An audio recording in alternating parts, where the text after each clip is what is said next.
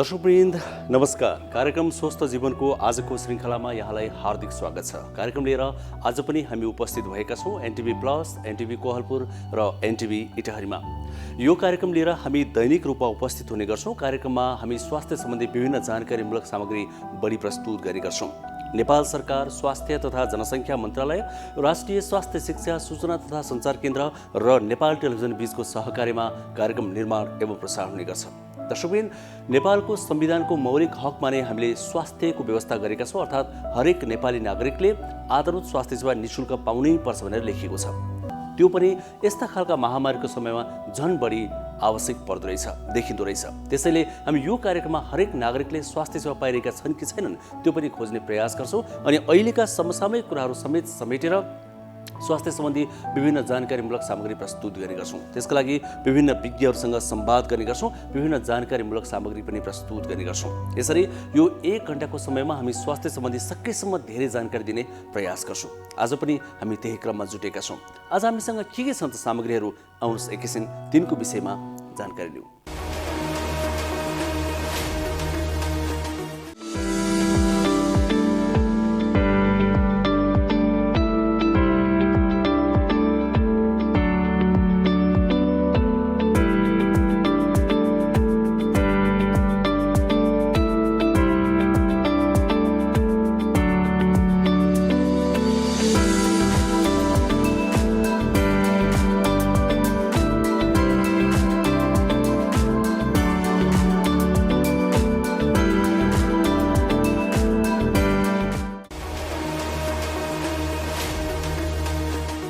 सुरुवातमा प्रसङ्ग कोरोना भाइरसको कुरा गर्दा नेपालमा यतिखेर डेल्टा भेरिएन्ट निकै धेरै सक्रिय छ भनेर विज्ञहरूले भन्दै आएका छन्।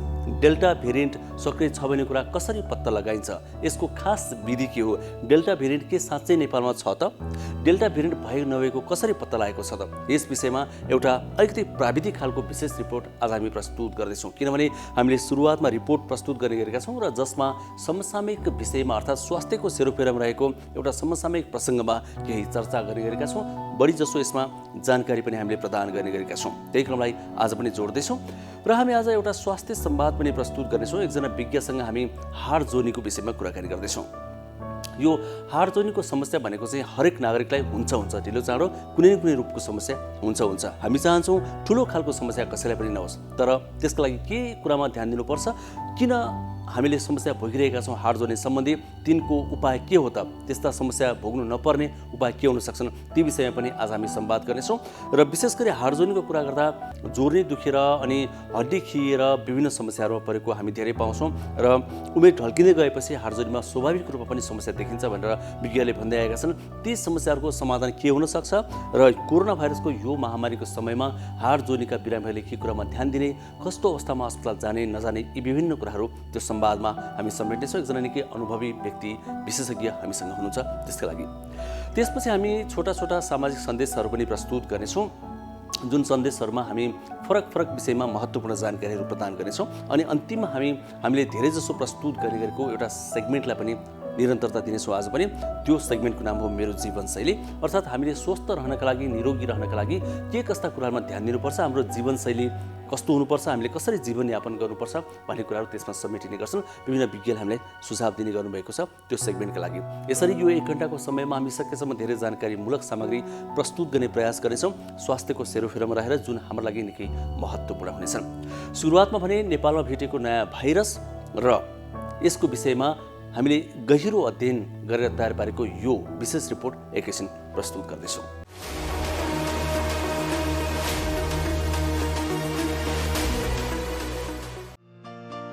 नेपालमा कोरोना संक्रमणको दोस्रो लहरमा डेल्टा भेरिएन्ट सबैभन्दा बढी संक्रामक देखिएको छ।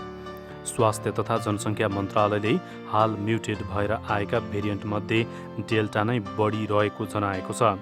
नेपालमा डेल्टा भेरिएन्ट म्युटेन्ट भएर डेल्टा प्लस भेरिएन्टको रूपमा समेत देखिन थालेको छ। मन्त्रालयले नेपालमा कुन भेरिएन्ट बढी देखिएको भन्ने पत्ता लगाउन जिन सिक्वेन्सिङ गर्ने गरेको छ, जसले हालसम्म 12 जनामा डेल्टा प्लस भेरिएन्ट देखिएको छ। कोरोना भाइरसको जिन शरीरमा छ वा छैन भनेर पत्ता लगाउन PCR परीक्षण गरे जस्तै उक्त जिनको अध्ययनको लागि जिन सिक्वेन्सिङ गरिने राष्ट्रिय जनस्वास्थ्य प्रयोगशालाकी निर्देशक डाक्टर रुना झाले बताउनुभयो। कोरोना भाइरसले आफ्नो जिनमा ससाना म्युटेसन गरिरहन्छ जसले खासै प्रभाव पर्दैन, तर कहिलेकाहीँ भाइरसको चरित्रमा ठुलो बदलाव आउँछ। बढी सङ्क्रामक हुने, छिटो फैलने र भएका औषधिले काम नगर्ने गरी परिवर्तन भएमा कोरोनालाई नयाँ भेरिएन्ट भनिने र त्यसलाई विश्व स्वास्थ्य सङ्गठनले नाम दिने गरेको छ। भाइरसमा भएका म्युटेसनलाई पत्ता लगाउन जिन सिक्वेन्सिङ गरिने डाक्टर झाको भनाइ छ। सिक्वेन्सिङ गर्दा भाइरसमा आएको म्युटेसन पत्ता लगाई कतिको खतरनाक हो भनेर अध्ययन गर्न सकिने उहाँको भनाइ छ। विदेशबाट आएका व्यक्ति, चिकित्सक बिरामी, सिटी भ्यालु 25 भन्दा कम आएका व्यक्ति र विशेष लक्षण देखिएकाहरूको स्वाबको नमुनालाई प्राथमिकता दिएर जिन सिक्वेन्सिङ गरिने उहाँले जानकारी दिनुभयो। सुरुमा नेपालमा कोरोना भाइरस देख्दाखेरि देखिएको ओरिजिनल भाइरस जसलाई कि वाइल्ड टाइप भाइरस भनिन्छ, त्यो बाहेक नेपालमा विभिन्न समयमा अल्फा, डेल्टा र कापा भेरिएन्ट देखिएको छ। कोरोनाको दोस्रो लहरको सुरुवाती दिनमा अल्फा भेरिएन्ट देखिए पनि त्यसलाई छिट्टै नै डेल्टा भेरिएन्टले विस्थापित गर्यो। नतिजा अनुसार परीक्षणका लागि छानिएका 7% नमुनामा डेल्टा भेरिएन्ट नै देखिएको छ, जसमध्ये 6% नमुनामा थप K417N भन्ने म्युटेसन छ। यो म्युटेसन देखिएको डेल्टालाई बोलीचालीको भाषामा डेल्टा प्लस भन्ने गरिन्छ। डेल्टा भेरिएन्ट विश्वको 132वटा देशहरूबाट र डेल्टा प्लस 9वटा देशहरूबाट रिपोर्ट भइसकेको अवस्था छ। अहिलेसम्मको भेरिएन्टमध्ये डेल्टा भेरिएन्ट सबभन्दा छिटो फैलिने भेरिएन्ट भएको प्रमाणहरूले देखाउँछ। त्यसैले पनि दोस्रो लहरमा हामी पहिलो लहरभन्दा बढी प्रभावित भएका छौँ। साथै हजुरहरूले पनि याद गर्नु नै भएको होला, परिवारमा एक सदस्यलाई सङ्क्रमण भएपछि पहिला सङ्क्रमित भइसकेका बाहेक सबैजसो सदस्यहरू सङ्क्रमित भएका छन् यो दोस्रो लहरमा। अहिलेसम्म उपलब्ध भएका सबै भ्याक्सिनहरू डेल्टा भेरिएन्टबाट पनि सुरक्षा दिन्छ, तथापि भ्याक्सिनहरूको पनि प्रभाव सीमित भएको हुनाले सबैजनाले अनिवार्य जनस्वास्थ्यका मापदण्डहरू कडाइका साथ पालना गर्नुहुन, मास्कको प्रयोग गर्नुहुन, भौतिक दूरी कायम गर्नुहुन र बारम्बार हात धुनुहुन सादर अनुरोध गर्दछु। दिदी, मास्टर मास्क छ दिनु न 3टा। भाइ, एउटा कुरा भनौँ? भन न दिदी। थाहा छ, सही तरिकाले मास्क लगाए मात्रै कोरोनाबाट बस्न सकिन्छ नि। लगाउने त हो, अब लाउन पनि सही र गलत तरिका हुन्छ र दिदी। सही तरिका हुन्छ नि भाइ। पहिला साबुन पानीले हात धुने, मास्क सफा छ छैन हेर्ने, मास्क पाल परेको छ कि छैन हेर्ने, फेरि 3 पत्र भएको मास्क मात्रै लगाउने हो। अनि यो मास्कमा 3 पत्र छ त? छ नि। ल हेर्नुहोस् त, मास्क लगाउँदा यसको डोरीमा मात्र छुनुपर्छ, नाक, मुख, चिउनोमा टमक्क मिल्नुपर्छ। अनि अर्को कुरा, मास्क लगाइसकेपछि घरिघरि छुनु हुँदैन नि हातले। अनि यो फेरि प्रयोग गर्न मिल्छ र? कपडाको मास्क त धोएर लगाउँदा नि मिलिहाल्छ नि। हो, यसै गरी लगाउने हो नि मास्क। घरबाट बाहिर निस्किँदा अनिवार्य मास्क लगाऊ। कोरोनाबाट आफू पनि बचौँ र अरूलाई पनि बचाऊ। स्वास्थ्य तथा जनसङ्ख्या मन्त्रालय र एनसेलद्वारा जनहितमा जारी। हजुर, अब एकैछिन प्रसङ्ग हाडजोर्नीको प्रसङ्ग उठाउँदा हामीले सुरुवातमा पनि भनेका थियौँ, हाडजोर्नी सम्बन्धी समस्या ढिलो चाँडो हरेक व्यक्तिलाई हुन्छ, सानो या ठुलो हुन्छ। त सानै समस्यामा हामीले समाधान खोज्यौँ भने त्यसले विकराल रूप लिन पाउँदैन। र हाडजोर्नीको कुरा गर्दा यो किन पनि एक खालको कमन समस्याको रूपमा देखा पर्छ भने शरीरमा 206वटा हड्डी हुन्छन् अनि हड्डीको भाग धेरै पनि हुन्छ। कुनै न कुनै अङ्गमा हड्डीमा कुनै न कुनै समस्या देखिने गरेको छ। तर हामीले सकेसम्म समस्या नहोस् भन्नको लागि सतर्कता अपनाउने हो। ती उपायहरू के हुन्छन् त? यदि समस्या देखिहाल्यो भने के गर्ने? आत्तिनु पर्छ कि पर्दैन? कस्तो अवस्थामा अस्पताल जानुपर्छ, कस्तो अवस्थामा पर्दैन? फिजियोथेरापीले पनि हाडजोर्नी सम्बन्धी धेरै समस्याहरू समाधान गर्छ भन्छन्। त्यो के हो, कस्ता समस्याहरूमा समाधान खोज्न सकिन्छ, यी विभिन्न विषयमा आज हामी संवाद गर्दैछौँ। एकजना हाडजोर्नी रोग विशेषज्ञ हामीसँग हुनुहुन्छ, उहाँसँग गरेको संवाद नै अबको क्रममा राख्दैछौँ। हाम्रो कार्यक्रमको नियमित सेगमेन्ट हो यो, जुन सेगमेन्टको नाम रहेको छ स्वास्थ्य संवाद।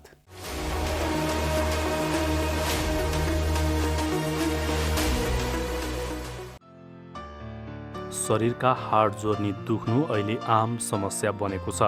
यसले मानिसमा दीर्घकालीन समस्या समेत निम्त्याइरहेको हुन्छ। हाड जोर्नी रोग वृद्धावस्थामा मात्र होइन, हरेक उमेर समूहका मानिसहरूलाई हुने गरेको छ। दुर्घटनाबाट हुने हाड जोर्नीको समस्या उस्तै छ। हाड जोर्नीको समस्याबाट बस्न स्वस्थ जीवनशैली अपनाउन विशेषज्ञहरू सुझाव दिन्छन्। ढाडलाई सिधा राखेर सही तरिकाले बस्ने, धेरै भारी सामान नउठाउने, कपडा र जुत्ता सजिलो खालको मात्र लगाउने आदि सामान्य कुराहरूमा सावधानी अपनाउन सकेमा पनि हाड जोर्नी सम्बन्धी समस्याबाट बच्न सकिने विशेषज्ञहरूको भनाइ छ।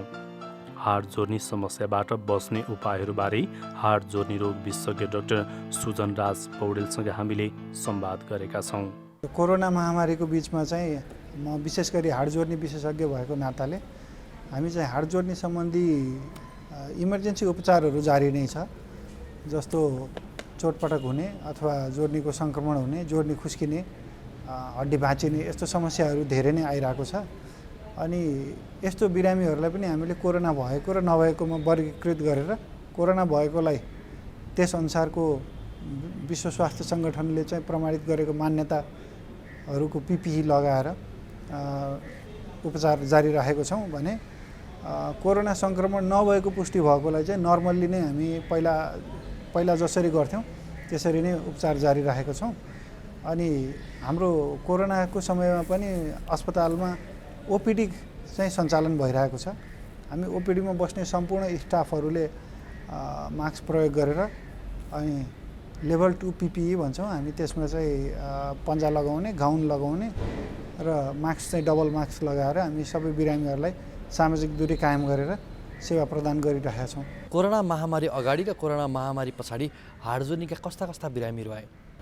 कोरोना महामारी भएको बेलामा हामीले विशेष गरी क्रोनिक प्रब्लम भनौँ, जस्तो लामो समयदेखि हुने समस्याहरूको बिरामी चाहिँ अलि कम आउनुभयो। विशेष त यो लकडाउन निषेधाज्ञाको कारणले चाहिँ हुने आवत जावतमा समस्या परेर लामो समयदेखिको घुँडा दुखाइ, ढाड दुखाइ, गर्दन दुखाइ हुने बिरामीहरू जो हुनुहुन्छ, विशेष गरी हाड तथा जोर्नी खिएर हुने समस्याको बिरामीहरू चाहिँ आउन मान्नु भएन यो बेलामा। तर घरमा बस्दा बस्दै चोटपटक लाग्ने अनि कुनै कृषि कर्म गर्दाखेरि मेसिनरी औजारहरूले हात खुट्टा काट्ने यस्तो चोटपटक भएको बिरामीहरू अथवा कहिलेकाहीँ सानो घाउ लाग्यो भने पनि सङ्क्रमण भएर ठुलो बनिदिन्छ, यस्तो सङ्क्रमण भएको यस्तो बिरामीहरू चाहिँ आइराख्नु भएको छ। तर हामीले कतिपय अवस्थामा चाहिँ यो कोरोना महामारीको बेलामा बिरामी चाहिँ अस्पताल जान चाहिँ अलिकति भयभीत हुँदाखेरि अस्पतालभन्दा बाहेक औषधि पसलहरूमा गएर आफ्नै हिसाबले चाहिँ औषधि सेवन गरेर जटिल सङ्क्रमण लिएर आएको बिरामी पनि यो बेलामा धेरै भेट्यौँ। मलाई लाग्छ यो चाहिँ अलिकति दुःखद पक्ष हो। हामीले चाहिँ बिरामीलाई सही समयमा सही उपचार गर्न सक्यौँ भने जटिलताबाट चाहिँ बचाउन सक्छौँ। विशेष त हामीले यो जनसमुदायमा यो चाहिँ सूचना दिनुपर्छ कि कुनै पनि समस्या चाहिँ सम्बन्धित अस्पतालमा गएर समयमै उपचार गरेको खण्डमा चाहिँ हामी जटिलता हुनबाट बच्छौँ। त्यही भएर कोरोनाको समयमा हामी डराएर लामो समयदेखि भएको समस्यालाई चाहिँ हो ठिक छ, म अहिले कोरोनाको बेला आउँदिनँ अस्पताल, म पछि देखाउँछु, त्यो मिल्छ। तर अकस्मात आइपर्ने समस्याहरूमा चाहिँ अस्पताल जानलाई नहिचकिचाउनु हुन चाहिँ म अनुरोध गर्न पनि चाहन्छु। पोस्ट कोभिड भएकाहरूले पनि हाड जोर्नी दुखो भन्ने खालका गुनासोहरू पटक गरेको सुनिन्छ। खास हाड जोर्नीमा कोरोनाले कस्तो असर गर्ने रहेछ? कोरोना भाइरस चाहिँ अब हालसालै आएको रोग भयो। यो सन् 2019 को डिसेम्बरमा चाइनाबाट सुरु भयो र संसारभर फैलियो। अब हामी स्वास्थ्यकर्मीहरू सुरुमा त यस सम्बन्धमा अनभिज्ञ नै थियौँ। जस्तो हामीलाई पनि हेर्नु थियो कोरोनाले के असर गर्छ, कुन अङ्गमा चाहिँ शरीरमा असर पुर्याउँछ। विशेष गरी त हामीले देखेको सबैभन्दा खतरा असर गर्ने भनेको त फोक्सोलाई नै हुन्छ र कोरोनाले गर्दा हुने निमोनियाले गर्दाखेरि चाहिँ मान्छेलाई मृत्युसम्म पुर्याउँछ भने म हाड जोर्नीको विशेषज्ञ भएर हाड जोर्नीको बारेमा बोल्नु पर्दाखेरि कोरोना आफैमा जुन कोभिड डिफाइनिङ सिम्पटम्स भनेर चाहिँ विश्व स्वास्थ्य सङ्गठनले भनेको छ, त्यो लक्षणमा हाड जोर्नीको खासै केही नपरे तापनि असामान्य रूपमा जिउ दुख्ने बिरामी हामीले धेरै भेटेका छौँ। जस्तो साधारणतया हामीलाई रुगाखोकी लाग्दा अथवा हल्का ज्वरो आउँदाखेरि पनि जोर्नी दुख्ने, ढाड दुख्ने, मांसपेशीहरू दुख्ने हुन्छ भने यो कोभिड लागेको बिरामीलाई चाहिँ असामान्य रूपमा ज्वरोभन्दा पनि जोर्नी दुखाइहरूले चाहिँ अलिकति अत्यन्तै पीडा भएको हामीले भेटेका छौँ। र कहिलेकाहीँ चाहिँ बिरामीलाई ज्वरो नै आएको हुँदैन, उहाँहरू चाहिँ अस्पतालमा जचाउन आउँदाखेरि चाहिँ मलाई चाहिँ ढाड दुख्यो अथवा घुँडा दुख्यो भनेर आउनुभएको अवस्थामा हामीले चाहिँ बिरामीलाई चाहिँ उनीहरूको हिस्ट्री बुझ्ने अनि उनीहरूलाई चाहिँ जाँच्ने र जाँचिसकेपछि चाहिँ कतिपय चाहिँ रगत जाँच अथवा एक्सरेहरू विधिबाट जाँच्दाखेरि पनि हामीले चाहिँ यही समस्या हो भनेर निर्कोल गर्न नसकेर हामीले चाहिँ त्यस्तो बिरामीलाई कतै कोरोना त होइन, किनभने कोरोनामा यो हुन्छ यो हुँदैन भन्ने पनि प्रमाणित छैन।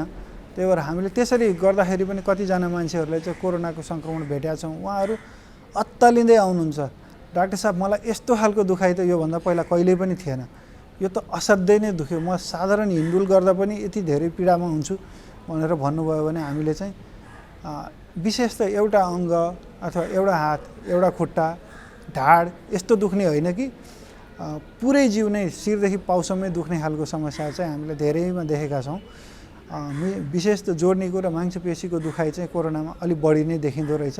यो हामीले यो कोरोनाको महामारीकै बिचमा थाहा पायौँ। हाडजोर्नीका समस्या चाहिँ महामारी पछाडि जो कोभिड भइसकेका मान्छे पोस्ट कोभिडको समस्या देखिन्छ, उहाँहरूमा चाहिँ बढी जसो देखिँदाखेरि शरीरका कुन अङ्गमा बढी देखिँदैछ र कस्तो खालको हुने रहेछ अलिकति बताइन्न।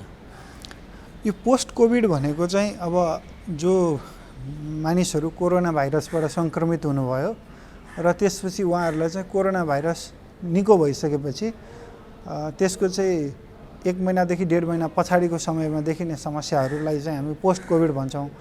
यो पोस्ट कोभिड स्टेटमा विशेष त मान्छेलाई जसलाई कडा खालको निमोनिया भएको हुन्छ उहाँहरूको चाहिँ फोक्सोमा सङ्कुचन आउने भएर यसलाई चाहिँ लङ फाइब्रोसिस भन्छ। यो चाहिँ मेरो हाड जोर्नीको विषयभित्र त परेन, तर लङ फाइब्रोसिस भइसकेपछि मान्छेको शरीरमा चाहिँ पर्याप्त मात्रामा अक्सिजनेसन अलिकति नपुगेको पाउँछौँ।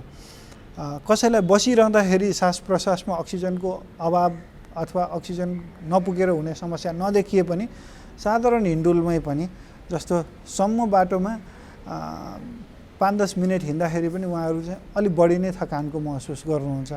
यो चाहिँ पोस्ट कोभिडमा अलिकति थकानको समस्या अलिक बढी देखिन्छ। सामान्य कामकाजहरू गर्न पनि बिरामीले नसक्ने अनि त्यो बेलामा चाहिँ आफूलाई अलिकति सास फेर्न गाह्रो भए जस्तो स्याँ भए जस्तो चाहिँ देखिन्छ। कोरोनाले नै हड्डीलाई असर गर्ने त होइन, तर कुनै पनि जोर्नीलाई सञ्चालन गर्ने मांसपेशीले हुन्छ र जुन बेला त्यो मांसपेशी सङ्कुचन हुन्छ त्यो बेलामा त्यसलाई अलिक बढी मात्रामा अक्सिजनको आवश्यकता पर्छ।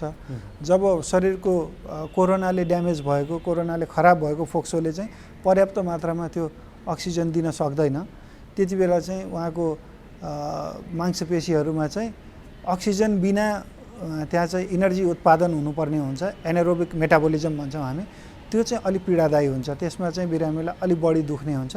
अनि यसमा पनि हामीले उपचारमा चाहिँ विशेष गरी तातोले सेक्ने, फिजियोथेरापी गर्ने र साधारण पेनकिलर औषधिहरू खाएर अनि बिस्तारै फिजियोथेरापीको माध्यमबाट आफ्नो शारीरिक सक्रियतालाई बढाउँदै लग्यो भने धेरै सुधार भएको पाउँछौँ। पछिल्लो समय अस्पताल जाने भन्दा पनि नेटको प्रयोग गरेर औषधि त्यहीँ खोज्ने र त्यहीँ प्रयोग गर्नेहरू धेरै छन्। खास यो गर्दा कतिको उपयुक्त हुन्छ त? इन्टरनेटको प्रयोगले मान्छेलाई चाहिँ एउटा असीमित ज्ञानको चाहिँ भकारी नै खोलिदिया छ। हामीले चाहिँ कुनै पनि समस्या आजकल सबै धेरै जसो मान्छेहरूले चाहिँ स्मार्टफोन लिनुहुन्छ, इन्टरनेट चलाउनुहुन्छ, कुनै पनि समस्या भयो हामी इन्टरनेटको माध्यमबाट चाहिँ खोज गरेर त्यसको उपचारको विधिहरू पत्ता लगाउन सक्छौँ। तर एउटा समस्यालाई पहिचान गर्न सक्ने क्षमता आफूमा छ कि छैन त्यो कुरा बुझ्नुपर्छ। जस्तो मलाई ढाड दुख्यो, अब ढाड दुख्यो भनेर मैले इन्टरनेटमा गुगलमा सर्च गरेँ भने त्यसमा चाहिँ ढाडको हड्डीको क्यान्सर भएकोदेखि लिएर ट्युबरकुलोसिस भएकोदेखि लिएर ब्लड क्यान्सर भएको विभिन्न कारणहरू हुनसक्छ। तर मलाई यो समस्या यही चाहिँ हो कि होइन त? ल मैले अहिले उदाहरणको रूपमा लिएँ ढाडको हड्डीको क्यान्सर, ब्लड क्यान्सर र टिबीको सङ्क्रमण, ढाडको हड्डीमा हुने टिबीको सङ्क्रमण, यो 3टा समस्यामध्ये मलाई कुन चाहिँ छ त? त्यो छुट्याउनको लागि चाहिँ हामी आफैमा अलिकति समर्थ हुँदैनौँ। त्यसकारण यस्तो समयमा चाहिँ इन्टरनेटकै भर परेर मैले टिभीकै औषधि सुरु गर्न थालेँ भने मलाई लाग्छ त्यो चाहिँ त्यसका असामान्य साइड इफेक्टहरू देखिन सक्छ र त्यसले गर्दा मेरो रोग चाहिँ अर्कै थियो भने रोग आफ्नो बाटो अगाडि बढ्छ, जटिलता थपिँदै जान्छ भने म चाहिँ उचित उपचारको अभावमा रोगबाट पनि थलिन सक्छु र अनुचित औषधिको प्रयोगले औषधिको साइड इफेक्टबाट पनि थलिन सक्छु। विशेष गरी हामीले चाहिँ यस्तै गुगलबाट सर्च गरेर आफ्नो समस्याको आफै उपचार गर्ने बिरामीहरू हामीले भेटेका छौँ। अझ विशेष गरी किशोरावस्थामा कतिपय बिरामीहरू त हामी कहाँ ओपिडीमा आउँदाखेरि जचाउन आउँदाखेरि आफ्नो शङ्काहरू चाहिँ सोध्नुहुन्छ। आफूलाई शङ्का लागेको कुरा बरु चिकित्सकसँग त्यसरी आएर सोध्नुलाई चाहिँ हामी राम्रै मान्छौँ। त्यसलाई चाहिँ म अलि प्रोत्साहितै गर्न चाहन्छु, किनभने मान्छेको शङ्का निवारण गरेर मेरो रोग यही हो भनेर विश्वस्त भयो भने उपचारले पनि सही ढङ्गले काम गर्छ, बिरामीले उपचार पनि त्यसलाई चाहिँ एक्सेप्ट गर्छ, राम्रोसँग पालना गर्छ चिकित्सकको सल्लाहहरू। त्यही भएर इन्टरनेटबाट खोज्नु, अध्ययन गर्नु नराम्रो कुरा चाहिँ होइन, तर इन्टरनेटबाट खोजेको कुराहरूलाई चाहिँ एउटा चिकित्सकसँग गएर विज्ञसँग गएर चाहिँ सोधेर यसलाई चाहिँ सही हो कि होइन, मैले यस्तो यस्तो पढाएको थिएँ, यो कुरा चाहिँ सही हो कि होइन भनेर डक्टरसँग चाहिँ सल्लाह गरेर मात्र अपनाउन चाहिँ राम्रो हुन्छ। औषधिको अनुचित प्रयोग चाहिँ अनुचित भन्नुभन्दा पहिला हामी चाहिँ जस्तो हामीले समस्यालाई सही ढङ्गले पहिचान गऱ्यौँ भने बल्ल हामी उचित उपचारको बाटो पहिलाउन सक्छौँ। तर समस्यालाई नै राम्रोसँग हामीले पहिचान गर्न सकेनौँ भने त्यो समयमा गरिएको उपचार चाहिँ अनुचित हुन पुग्छ। अनि जस्तो कहिलेकाहीँ हाड जोर्नीको सङ्क्रमणहरू हुन्छ र हाड जोर्नी चाहिँ शरीरको भित्री भागमा हुने भएको कारणले जोर्नीको सङ्क्रमणमा हामीले चाहिँ एकदमै सावधानीपूर्वक त्यसको चाहिँ कुन कीटाणुले यो सङ्क्रमण गराइरहेछ, कीटाणुलाई चाहिँ माइक्रोबायोलोजिकल टेस्टबाट पहिचान गऱ्यौँ र त्यसमा चाहिँ कुन औषधिले काम गर्छ भन्ने कुरा चाहिँ हामीले ल्याबबाटै कल्चर एन्ड सेन्सिटिभिटीको माध्यमबाट चाहिँ पत्ता लगाएर गऱ्यौँ भने त्यो उपचार चाहिँ प्रायः जसो एकदम सही ठहर्न पुग्छ। तर यदि हामीलाई त्यो थाहै छैन अथवा म त्यो विषयको विज्ञ नै होइन, मलाई चाहिँ यो अङ्गमा यो उमेर समूहको यो रोग भएको बिरामी, कहिलेकाहीँ मधुमेह भएको बिरामी हुन्छ, कहिलेकाहीँ अरू टाइफाइड भएको बिरामी हुन्छ, कहिलेकाहीँ चाहिँ अरू सिकल सेल एनिमियाहरू भएको बिरामी, यस्तो बिरामी अथवा चाहिँ नसाबाट चाहिँ औषधिको दुरुपयोग गर्ने मान्छेहरू हुन्छन्, यिनीहरूमा हुने सङ्क्रमण अलिक फरक हुन्छ। यदि मैले त्यो बिरामीको परिदृश्य अथवा परिवेश भनौँ, उसको कुन अवस्थामा छ, उसँग अरू जोडिएका रोगहरू के छन् र उसलाई कुन जोर्नीको सङ्क्रमण भएको छ, त्यसबाट चाहिँ मैले कीटाणु कुन हुनसक्छ भनेर त्यसलाई काम गर्ने औषधि चलाएँ भने ऊ निको हुनेतर्फ जान्छ।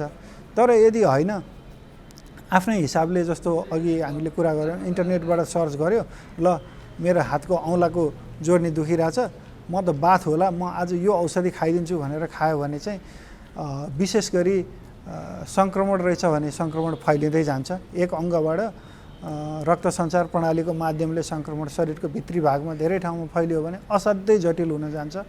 अर्को कुरा, सङ्क्रमणलाई बेलैमा नियन्त्रण गर्न सकिएन भने बढ्ने उमेरको बच्चाबच्चीको जोर्नी हाडहरू बाङ्गो हुन जान्छ। अनि अनुचित औषधिको प्रयोगमा मैले एउटा अर्को विषय पनि जोड्न चाहेँ।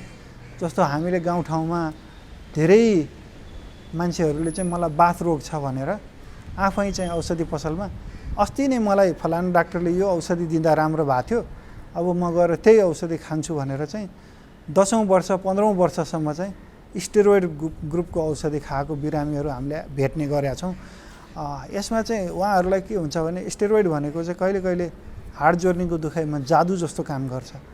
औषधि खायो, एकछिनमा आराम हुन्छ, त्यसपछि उहाँलाई भोलिपल्टबाट त्यो औषधि नखाई हिँड्नै सक्नुहुन्न, कक्रक्कै पर्नुहुन्छ, फेरि त्यो औषधि खानुहुन्छ, कामकाज गर्नुहुन्छ।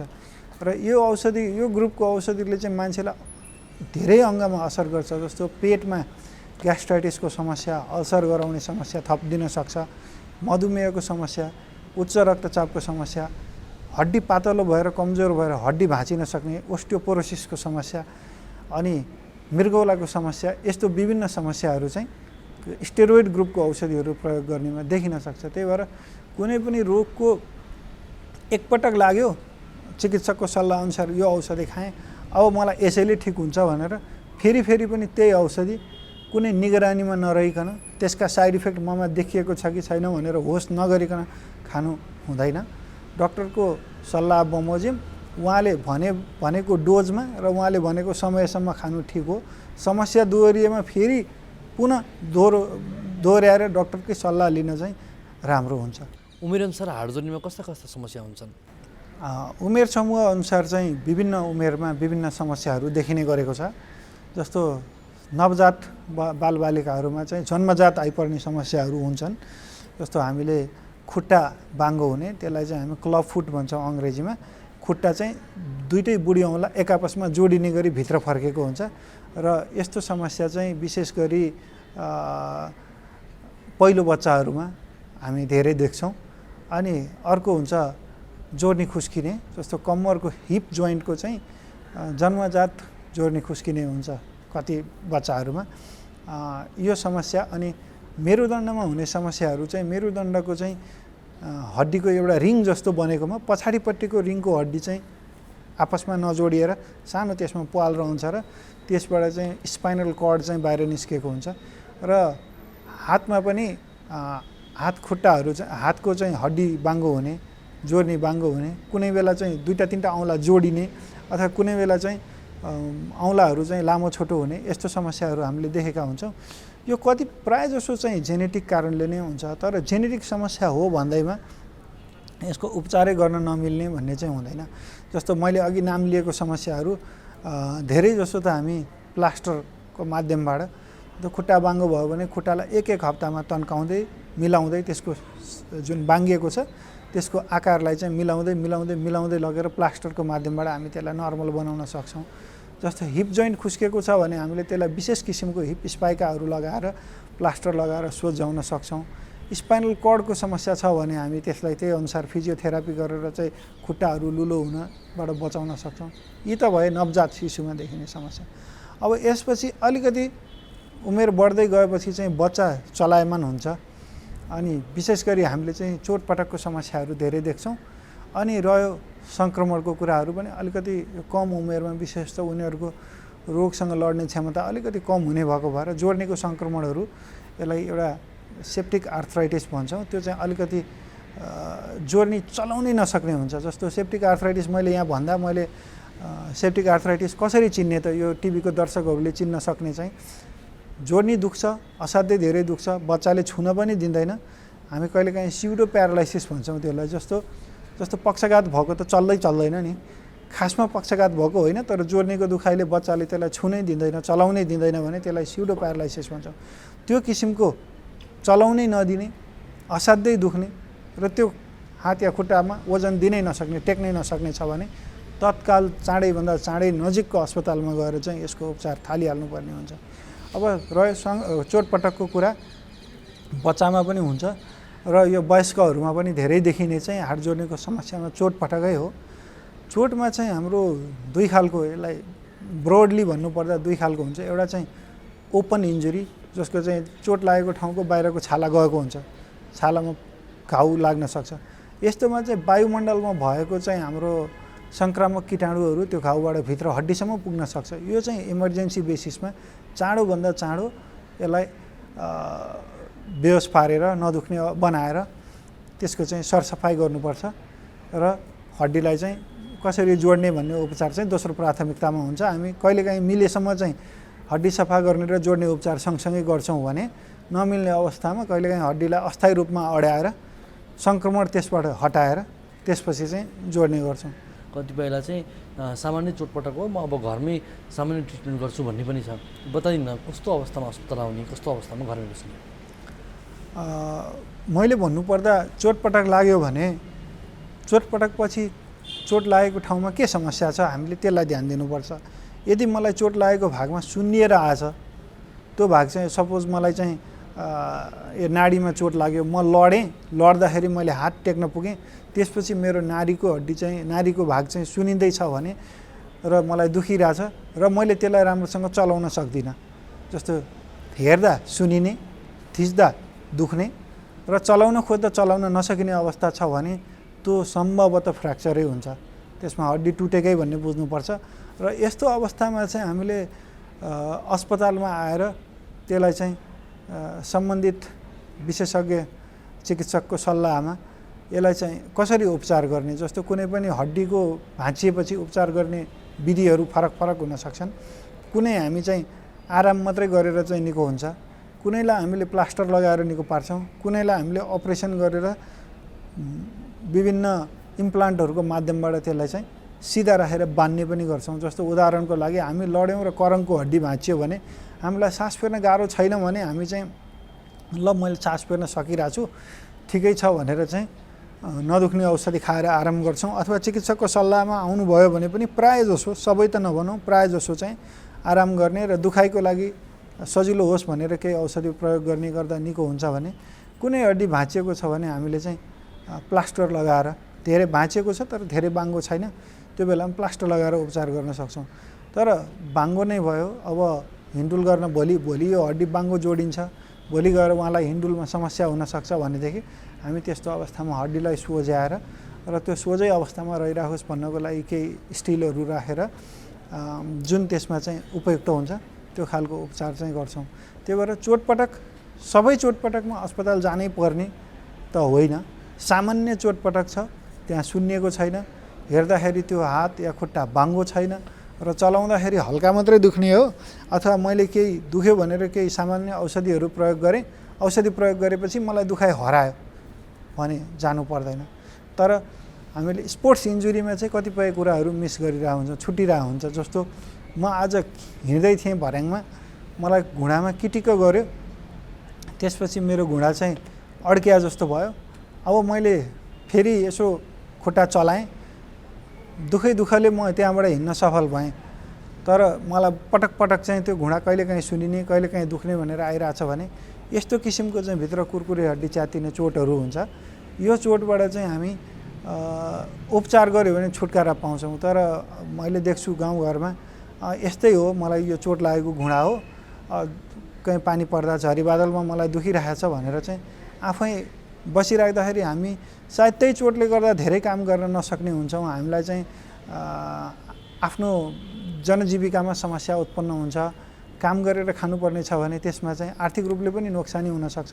त्यही भएर चोटलाई चाहिँ हल्का ढङ्गले नलिउँ, सकेसम्म चिकित्सकको सल्लाहमा गरौँ, उपचार गरौँ।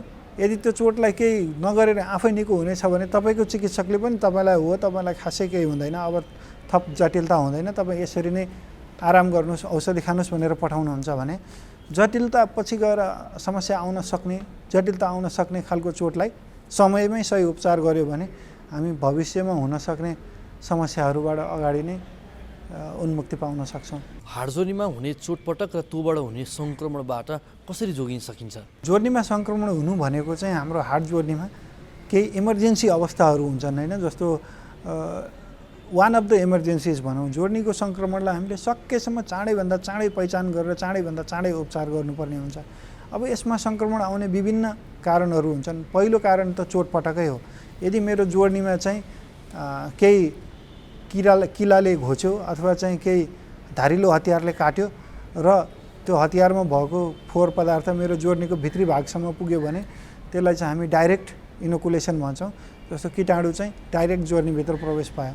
अर्को हुन्छ शरीरमा चाहिँ अर्को कुनै अङ्गमा सङ्क्रमण छ। सपोज हामी देख्छौँ टन्सिल हामीलाई इन्फेक्सन भएको छ, टन्सिलमा चाहिँ कीटाणुले पिप बनाएको छ, तर त्यहाँबाट चाहिँ रक्तनली, टन्सिलमा आउने रक्तनलीबाट कीटाणुले रक्त सञ्चार प्रणालीमा प्रवेश गर्यो, त्यो चाहिँ रगतमा घुम्दै घुम्दै गएर जोर्नीभित्र गएर बस्यो भने त्यसलाई चाहिँ हामी हेमाटोजिनियस स्प्रेड भन्छौँ, रगतको माध्यमबाट फैलिन सक्ने। अर्को भनेको चाहिँ नजिकको सङ्क्रमण, नजिकभित्र जोर्नीभित्र जाने। जस्तो हाम्रो चाहिँ कुइनाको जोर्नीमा बाहिर छालामा एउटा पिलो थियो, त्यो पिलो चाहिँ बढ्दै बढ्दै बढ्दै गयो र त्यसले जोर्नीको खोल हुन्छ, एउटा जोर्नीको क्याप्सुल हुन्छ, त्यो क्याप्सुलभन्दा भित्र प्रवेश पायो भने त्यसरी यो 3 तरिकाले चाहिँ जोर्नीमा सङ्क्रमण आउन सक्छ। विशेष त चोटपटक अनि अरू कुनै ठाउँको सङ्क्रमणको चाहिँ फैलावट हुने रक्त सञ्चारबाट र जोर्नी माथिको छालामा अथवा जोर्नी वरिपरिको अङ्गमा हुने सङ्क्रमण चाहिँ जोर्नीभित्र पुग्न सक्छ।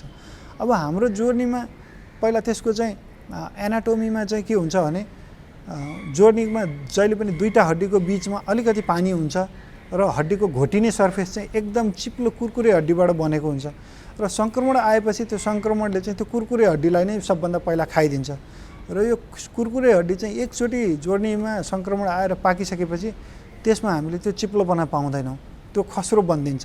त्यो खस्रो बन्दिएपछि चाहिँ यो भोलि पर्सि माथिल्लो र तल्लो हड्डी चाहिँ एक आपसमा जाम भइदिन सक्छ। त्यसले गर्दा हामीले जोर्नीको सङ्क्रमण मुक्ति भइसकेपछि पनि, सङ्क्रमणको उपचार गरिसकेपछि पनि जोर्नीलाई चलाउन नसक्ने, कसैको घुँडाको जोर्नी सङ्क्रमण भयो भने घुँडा सिधाको सिधै हुने, हामीलाई कुर्सीमा बस्न समस्या हुन्छ, हामीलाई फिल्म हलको सिटमा, गाडीको सिटमा अथवा भर्याङमा उठ्न बस्न समस्या हुनसक्छ। त्यही भएर जोर्नीको सङ्क्रमण विभिन्न कारणले आउन सक्छ। हामीले चाहिँ यसको उपचार बेलैमा गरेनौँ भने हामीलाई जटिलता आउन सक्छ। अब यसको उपचारमा हामीले ध्यान दिनुपर्ने कुरा चाँडैभन्दा चाँडै हाड जोर्नीको डक्टर, हाड जोर्नीको विशेषज्ञ डक्टरलाई देखाउने। सङ्क्रमण हो कि होइन भन्नको लागि हामीले त्यो जोर्नीमा जमेको भित्रको पिपलाई चाहिँ एकदम स्टेराइल प्रविधिबाट त्यहाँ कीटाणु प्रवेश नगरोस् भनेर सावधानी अपनाएर निर्मलीकृत सामानहरूको प्रयोग गरेर त्यो पिपलाई तानेर ल्याब टेस्ट गरेर हेर्न सक्छौँ। जाँच्दाखेरि पिप देखियो भने हामी त्यसलाई चाहिँ जोर्नीलाई नचल्ने गरी प्लास्टर लगाएर जोर्नीलाई चिरेर त्यो भित्रको पिपलाई पखालेर हामी सङ्क्रमणलाई थप फैलिनबाट रोक्न सक्छौँ। यसो गर्दा चाहिँ जोर्नीको जुन चलायमान अवस्था, मुभमेन्टलाई हामी बचाउन सक्छौँ। र यो समस्या विशेष त बालबच्चाहरूमा, मधुमेह भएको मान्छेहरूमा र अरू कुनै कारणले हाम्रो इम्युनोसप्रेस्ड भनौँ न, जस्तो अङ्ग प्रत्यारोपण गरेर चाहिँ लामो समय औषधि खाइराख्नु भएको बिरामीहरूमा, यस्तो बिरामीहरूमा हामीले जोर्नीको सङ्क्रमण धेरै देख्छौँ। र यस्तो सङ्क्रमण देखेपछि हाम्रो चाहिँ अपरेसन गर्नलाई हिचकिचाउनु हुँदैन। चाँडोभन्दा चाँडो सङ्क्रमणलाई त्यहाँबाट धोएरै पखालेरै सफा गर्ने र एन्टिबायोटिक औषधि नसाबाटै दिएर उपचार गर्नुपर्छ। जोर्नीको सङ्क्रमण हामीले देख्छौँ कति बिरामी अस्पताल त आउनुहुन्छ, तर यी उपचारका विधिहरूमा मान्नुहुन्न भने त्यसमा चाहिँ थप जटिलता आउन सक्छ भनेर हामी सचेत हुनुपर्छ। खानपानले हाड जोर्नीमा कस्तो प्रभाव पर्छ? हाड जोर्नीको स्वास्थ्य सबल बनाइराख्नको लागि खानपानको ठुलो महत्त्व हुन्छ। हामीले दैनिक रूपमा जे खान्छौँ, हाम्रो शरीरका सबै अङ्गहरूले पोषक तत्त्व हाम्रो खानाबाटै प्राप्त गर्छ।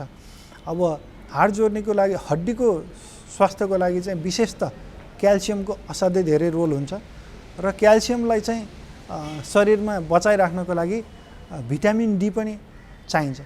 यसमा चाहिँ खानेकुरा मात्र नभएर हामी कति समय घाममा बस्छौँ त्यसले पनि धेरै असर पार्छ। जस्तो हाम्रो छालामा घामको किरण पर्यो भने त्यसबाट चाहिँ भिटामिन डी बन्न सक्छ, तर हामी चाहिँ यो घामको असरबाट बचाउने सन प्रोटेक्सन क्रिमहरू लगाउँछौँ, अनि त्यसपछि कोठाभित्रै बसेर काम गर्छौँ भने हामीलाई भिटामिन डीको कमी हुनसक्छ। अनि क्याल्सियम हामीले खानेकुराहरूमै धेरै मात्रामा पाइन्छ, विशेष त डेरी प्रोडक्ट्सहरू, दुध, दही, चिज, बटर, नुहाउने घिउ, पनिर, यिनीहरूमा चाहिँ धेरै मात्रामा चाहिँ हामी क्याल्सियम प्राप्त गर्न सक्छौँ। सामान्य अवस्थामा चाहिँ हामीले वयस्क मान्छेलाई चाहिँ दिनमा 1000 मिलिग्राम बराबरको क्याल्सियम चाहिँ आवश्यक पर्न सक्छ र बढ्ने उमेरको बच्चाहरू, गर्भवती र स्तनपान गराइराखेको मान्छेहरूलाई त्योभन्दा पनि बढी मात्रामा चाहिँ क्याल्सियम आवश्यकता पर्छ। त्यही भएर उहाँहरूले चाहिँ खानपानमा दुध, दही, डेरी प्रोडक्ट, अनि हरियो सागपात, अनि यो ड्राई फ्रुटहरू जस्तो काजु, बदामहरू, यिनीहरूमा चाहिँ पर्याप्त मात्रामा क्याल्सियम पाउन सकिन्छ। र भिटामिन डीको पनि खानाबाट पाइने सोर्सहरू यिनीहरू नै हुन्। अनि यसमा चाहिँ घाममा चाहिँ बस्यो भने हामीले घामको किरण छालामा परेपछि त्यसबाट पनि भिटामिन डी प्राप्त गर्न सक्छौँ। हाड जोर्नीका समस्या भएकाहरूले थेरापी गर्नु कतिको उपयुक्त हो त? फिजियोथेरापी चाहिँ हाड जोर्नीको एकदमै महत्त्वपूर्ण पाटो हो। जस्तो म चाहिँ फिजियोथेरापीलाई किन एकदम उत्तम पाटो पनि भन्न चाहन्छु भने फिजियोथेरापीको प्रायः जसो हामीले चाहिँ साइड इफेक्ट खासै पाउँदैनौँ।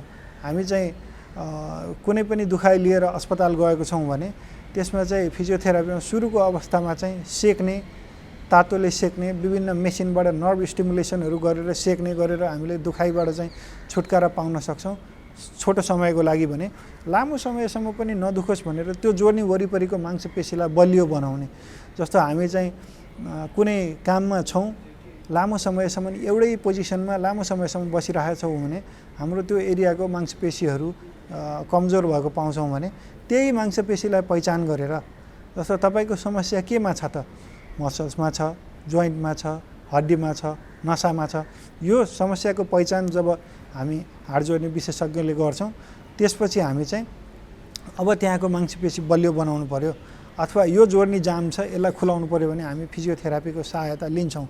अनि फिजियोथेरापी चाहिँ हामीले दैनिक जुन कामकाजहरू गर्छौँ म त यस्तो घरमा गाई भैँसी पाल्छु खेतीपाती गर्छु मलाई त एक्सर्साइज पुगि नै हाल्छ भनेर हामीले फिजियोथेरापीलाई चाहिँ ध्यान नदिन मिल्दैन।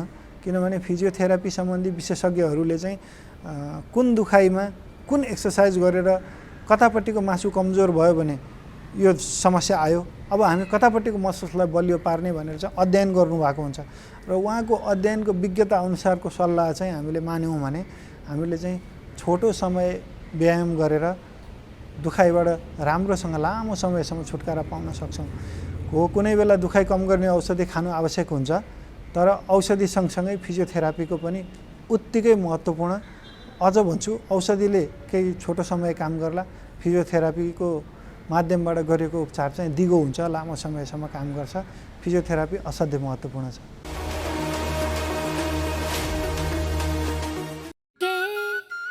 हात धुन्छौ र साबुन पानीले धुन्छु नि, कति बेला धुन्छौ र छिनछिनमै धुन्छु नि।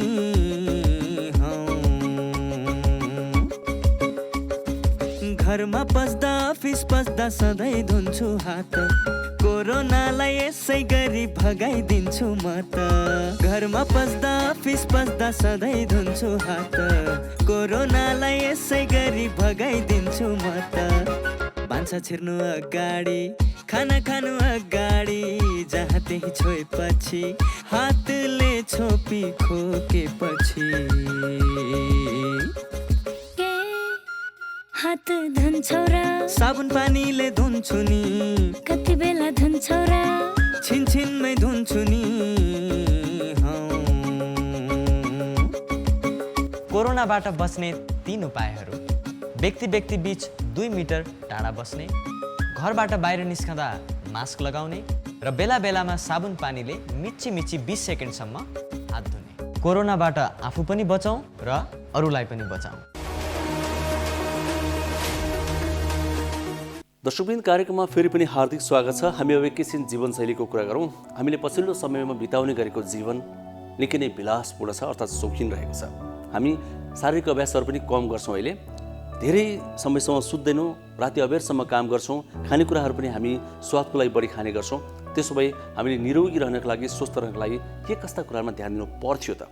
खानेकुराहरू कस्ता खानु पर्थ्यो, कसरी खानु पर्थ्यो, शारीरिक अभ्यासहरू के कति कसरी गर्नु पर्थ्यो, अहिलेको यो समयमा कोरोना भाइरसको महामारीबाट बच्न हामीले कस्तो जीवनयापन गर्नुपर्छ, यी विभिन्न विषयमा हामीले विज्ञहरूले सुझाव दिने गर्नुभएको छ। हो, तिनै सुझाव समेटेर हामीले यो सेगमेन्ट तयार पार्ने गरेका छौँ र त्यही नै हामीले यहाँ प्रस्तुत गर्ने गरेका छौँ। आउनुहोस्, आज पनि हामीले त्यही क्रमलाई जोडेका छौँ। एकैछिन हेरौँ यो अर्को सेगमेन्ट, मेरो जीवनशैली।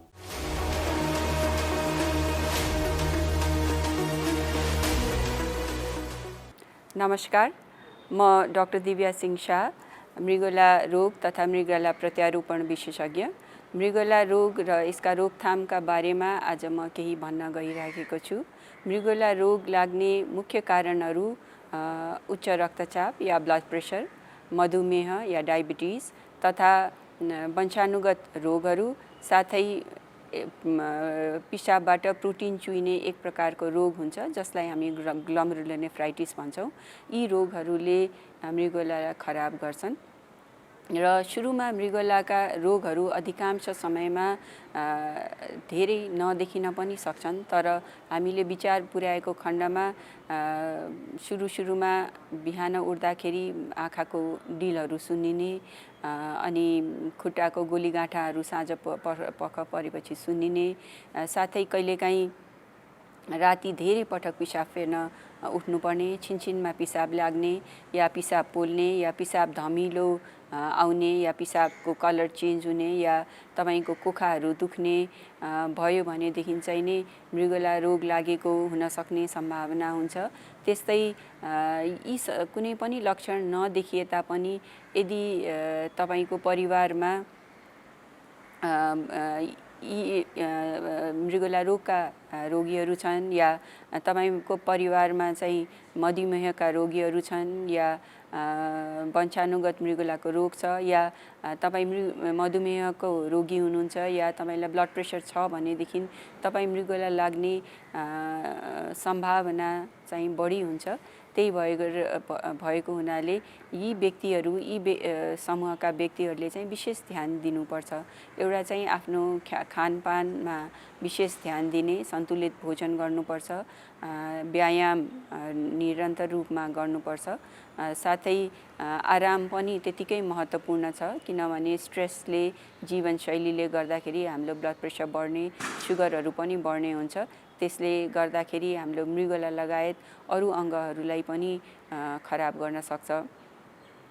यी व्यक्तिहरूले कुनै पनि समस्या नभए पनि, समस्या नदेखिए पनि कमसेकम वर्षमा एकचोटि गएर आफ्नो खास गरेर ब्लड प्रेसर, सुगर र पिसाबको जाँच गराउने र मृगोला रोग लागेको या पिसाबमा फिजहरू देखिनेछ भने ती व्यक्तिहरूले चाहिँ आफ्नो क्रिएटिनिनहरू पनि देखाउनुपर्छ। र मृगोलाको रोग सुरुमै थाहा भएको खण्डमा अधिकांश समयमा यो मृगोला रोगलाई हामीले औषधिले निको पार्न सक्छौँ।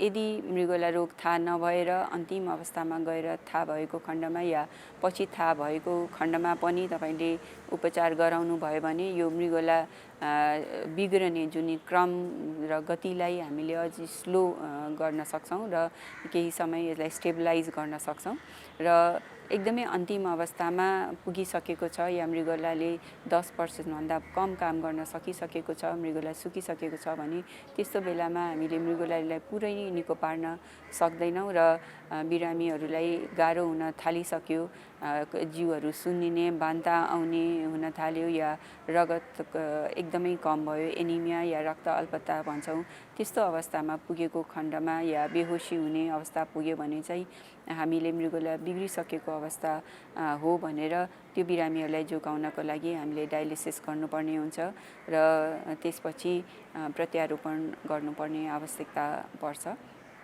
र नेपालमा अहिले प्रत्यारोपण हुन्छ र मृगोला फेल भइसक्यो भने यहाँ अहिले आफन्तहरूले मृगोला दिएर हामीले बचाउन सक्छौँ।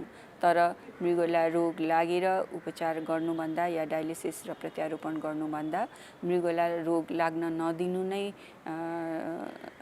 बढी जरुरी हुन्छ किनभने मृगोला रोगको उपचारका विधिहरू एकदमै बढी खर्चालु छन्।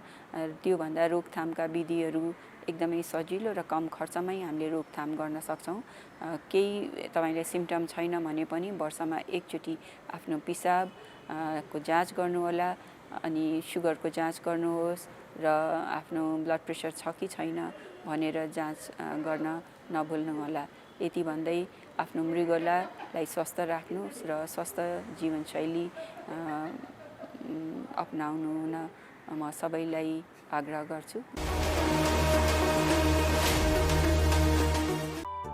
स्वास्थ्य सम्बन्धी महत्त्वपूर्ण नम्बरहरू। स्वास्थ्य सम्बन्धी कुनै पनि जानकारी र सहयोगका लागि स्वास्थ्य तथा जनसङ्ख्या मन्त्रालयका हटलाइन नम्बरहरू 1115 र 1133 वा मोबाइल नम्बर 98512 55839। एम्बुलेन्स सेवाको लागि 102 र 112। वैदेशिक रोजगारीको क्रममा स्वास्थ्यमा समस्या भएमा, अन्य सहयोग वा जानकारी आवश्यक परेमा श्रम, रोजगार तथा सामाजिक सुरक्षा मन्त्रालयको हटलाइन नम्बर 1141। शान्ति, सुरक्षा र अन्य सहयोगका लागि नेपाल प्रहरीको नम्बर 100। सशस्त्र प्रहरी बलको नम्बर 1114। रगत आवश्यक परेमा ब्लड बैंकको नम्बर 01 42 25 344। हजुर, समय सकिन आँट्यो। अब हामीले छुट्टिनुपर्छ किनभने 1 घण्टाको अवधि हो यो कार्यक्रमको। भोलि आउँछौँ फेरि आजकै समयमा। NTV plus, NTV Kohalpur, NTV इटहरीमा यो कार्यक्रम प्रस्तुत हुन्छ। 3 दिनै हामीले भनिरहेका छौँ, फरक समयमा। र यी बाहेक पनि विभिन्न सामाजिक सञ्जालहरूमा पनि हामी छौँ। युट्युबमा यहाँले हेर्न सक्नुहुन्छ, वेबसाइटमा हेर्न सक्नुहुन्छ, नेपाल टेलिभिजनको मोबाइल एप्समा हेर्न सक्नुहुन्छ, अनि फेसबुक पेजमा पनि हेर्न सक्नुहुन्छ। नेपाल टेलिभिजनको फेसबुक पेजमा हामीले ती ठेगानाहरू स्क्रिनमा देखाइरहेका छौँ। कार्यक्रम कस्तो लाग्दैछ सल्लाह प्रतिक्रिया सुझाव पठाउन नबिर्सनुहोला। तिनी हाम्रा मार्गदर्शक हुन्, तिनलाई आधार मान्दै हामी कार्यक्रम निर्माण गर्नेछौँ। स्वास्थ्य सम्बन्धी कुनै जिज्ञासा छ या प्रश्न छ भने पनि पठाउनुहोस्, हामी तिनलाई पनि सम्बोधन गर्दै विज्ञहरूसँग कुरा गरेर समाधान खोज्ने प्रयास गर्नेछौँ। त्यसका लागि यहाँले टेलिफोन गर्न सक्नुहुन्छ, हामीलाई इमेल गर्दा पनि हुन्छ, हामीलाई SMS गर्दा पनि हुन्छ, भाइबर मार्फत जोडिँदा पनि हुन्छ। हामीले सम्पूर्ण ठेगानाहरू स्क्रिनमा देखाइरहेका छौँ। हामी फेरि पनि भन्छौँ, जाने बेलामा स्वास्थ्यमा कहिल्यै पनि हेरचेक्राइ नगरौँ। स्वास्थ्य राम्रो बनाउनु भनेको सबैभन्दा धेरै धन कमाउनु हो। हाम्रो पुरानो उखान छ, स्वास्थ्य नै धन हो। वास्तवमा त्यो अत्यन्तै धेरै वैज्ञानिक छ। हामी यहाँबाट आग्रह गर्छौँ र आजलाई छुट्टिन्छौँ। भोलि भेटौँला। हस्त नमस्ते।